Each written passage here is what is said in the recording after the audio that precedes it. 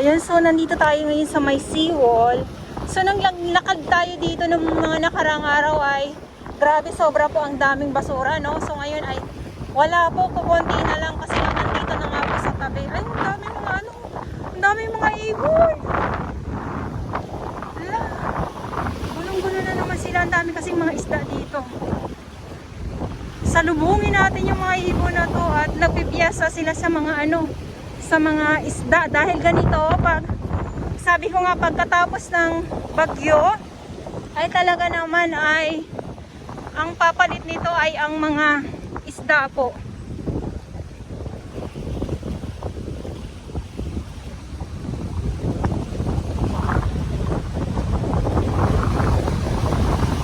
Ayan, so tuloy ang update natin lang po dito sa Manila Bay at samahan niyo po ako sa aking paglalakad dito sa may seawall at ito nga mga ibon na to na nagkakagulo sila, oh.